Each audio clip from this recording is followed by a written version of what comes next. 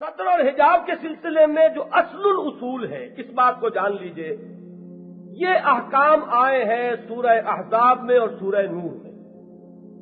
ان دونوں صورتوں کے زمانہ نزول کو اگر سامنے رکھیں گے تو معلوم ہو جائے گا کہ پہلا کون سا ہے، دوسرا کون سا ہے۔ سورہ احزاب پہلے نازل ہوئی ہے غزوہ احزاب کے دوران یا اس کے فوراً بعد، اور اس کے بعد غزوہ بنی عبد المصطلق ہوا ہے، اور اس میں وہ واقعہ افک پیش آیا ہے، وہ ہار جو ٹوٹ گیا تھا، گم ہو گیا تھا ام المومنین حضرت عائشہ کا، اس کی وجہ سے جو واقعہ ہوا اور پھر اس کا معاملہ ہوا، اس کا ذکر سورہ نور میں ہے۔ تو سورہ نور بعد میں نازل ہوئی اور سورہ احزاب پہلے نازل ہوئی۔ سورہ احزاب میں ابتدائی احکام ہیں حجاب کے، اور سورہ نور میں ان کی تکمیل ہوئی۔ اب چونکہ ہمارا جو عام وقت ہے مقرر وہ تو ختم ہو چکا ہے، آج میں اضافی وقت دے رہا ہوں، اور اب جو وقت لے رہا ہوں اس میں مجھے ذرا جلدی کرنی پڑے گی، لہذا آپ بھی ذرا چوکس ہو کر میرا ساتھ دیں۔ سب سے پہلے تو ایک اصل اصول سمجھ لیجئے، سورہ احزاب میں ایک آیت آئی ہے، آپ میں ہر ایک نے سنی ہوگی سیرت کی تقاریر میں، لَقَدْ كَانَ لَكُمْ فِي رَسُولِ اللَّهِ أُسْوَةٌ حَسَنَةٌ۔ اے مسلمانوں، تمہارے لیے اللہ کے رسول کی زندگی میں، ان کی سیرت میں ایک نہایت عمدہ نمونہ ہے، اسوہ کاملہ ہے۔ اس کو دیکھو، اسے آئیڈیل بناؤ، اس کی پیروی کرو، اس سے قریب تر ہونے کی کوشش کرو، یہ تمہارے لیے نمونہ ہے۔ اب یہاں غور کیجئے، جو مسلمان مرد ہیں ان کے لیے تو یقیناً مکمل نمونہ حضور ہیں ہر اعتبار سے۔ مسلمان مرد کی ایک حیثیت شوہر کی ہے، شوہر کے لیے بھی حضور کامل نمونہ ہے، لیکن مسلمان خواتین کے لیے حضور کی زندگی مکمل نمونہ نہیں بن سکتی۔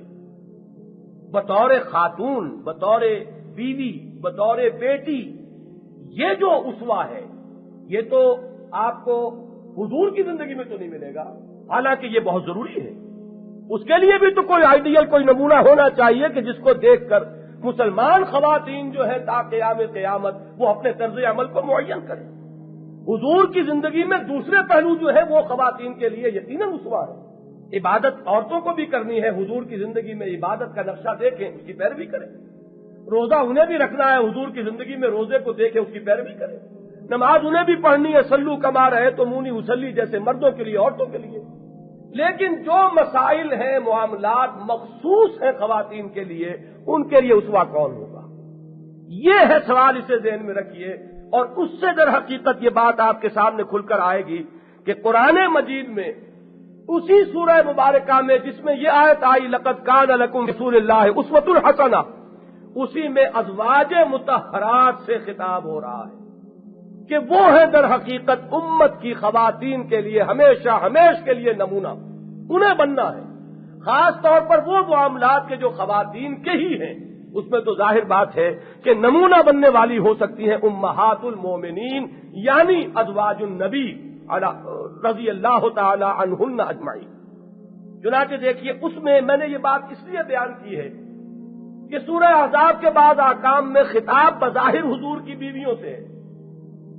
ہماری بعض بہنیں جو ہے وہ اس مغالطے میں مبتلا ہو گئی ہیں کہ یہ تو حضور کی بیویوں سے متعلق احکام ہے، یہ کوئی عام مسلمان خواتین سے تو بات نہیں ہو رہی۔ یہ چیز ان کی غلط فہمی کا بہت بڑا سبب بن گئی، لہذا اس کو درست کرنا چاہیے ذہن میں کہ یہ بات کیوں ہے۔ اس لیے کہ ازواج مطہرات کو آئیڈیل بننا ہے مسلمان خواتین کے لیے ان معاملات میں کہ جو مخصوص ہیں خواتین کے، ورنہ بحیثیت مجموعی جو آئیڈیل ہیں وہ تو ہے محمد الرسول اللہ صلی اللہ علیہ وسلم۔ یہی وجہ ہے کہ خطاب ہو رہا ہے، یا نساء النبی، اے نبی کی بیویوں، لستن کاحد من النساء، تم عام عورتوں کے مانند نہیں ہو، بلکہ تمہیں عام عورتوں کے لیے نمونہ بننا ہے۔ بڑا فرق ہو گیا کہ تمہیں چونکہ آئیڈیل بننا ہے، نمونہ بننا ہے، لہذا تمہارے لیے جو احکام دیے جا رہے ہیں وہ خصوصی ہیں۔ البتہ چونکہ تم آئیڈیل ہو تو یہ احکام ظاہر بات ہے کہ ہیں سب کے لیے، البتہ یہ کہ تمہیں اس پر اجر دوہرا مل جائے گا، اور اگر تم نے کوئی کمی کی تو تمہاری سزا بھی دگنی ہو جائے گی، اس لیے کہ تمہاری لغزش جو ہے وہ تو بہت سی عورتوں کی لغزش کا سبب بن جائے گی۔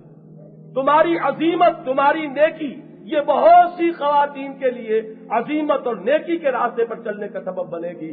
لہذا تمہارا معاملہ جو ہے چونکہ مسلمان خواتین کے لیے اسوے کا ہے، لہذا آپ ذرا نوٹ کیجئے، فلا تخضعن بالقول فیطمع الذی فی قلبہ مرض وقلن قولا معروفا وقرن فی بیوتکن ولا تبرجن تبرج الجاہلیۃ الاولی۔ پہلی بات تو یہ فرمائی کہ اگر کسی سے گفتگو کی بات ہو رہی ہو، موقع آ گیا ہو، تو اپنی آواز میں لوچ پیدا نہ کرو، بلکہ آواز کرخت ہو۔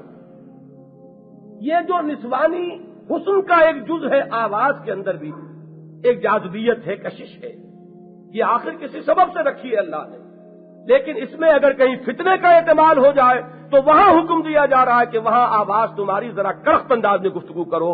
اگر کسی نامحرم کے ساتھ گفتگو کا موقع ہو رہا ہو، مبادا کسی شخص کے دل میں، جس کے دل میں کوئی روگ ہے، کوئی خام خواہ کی امید جاگ اٹھے، اس آواز کے لوچ کی وجہ سے وہ کوئی طمع اپنے دل کے اندر جو ہے وہ جگا لے، اور فرمایا بات بھی کرو تو بالکل صاف صاف واضح واضح، قلن قولا معروفا وقرن فی بیوتکن ولا تبرجن تبرج الجاہلیۃ الاولی۔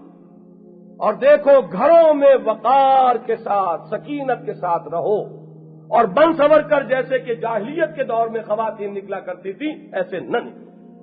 یہ جو حکم دیا جا رہا ہے یہ پہلا حکم ہے ستر اور حجاب کے سلسلے میں، جس نے کہ ڈائریکشن معین کر دی کہ عورت کا اصل مقام کیا ہے۔ وقرن فی بیوتکن، یہ ہے اصل دائرہ تمہارا، دائرہ عمل، دائرہ کار، تمہاری تمدنی ذمہ داریوں کا جو اصل مقام ہے وہ تمہارا گھر ہے، اس میں وقار اور سکینت کے ساتھ قیام کرو، قرار پکڑو۔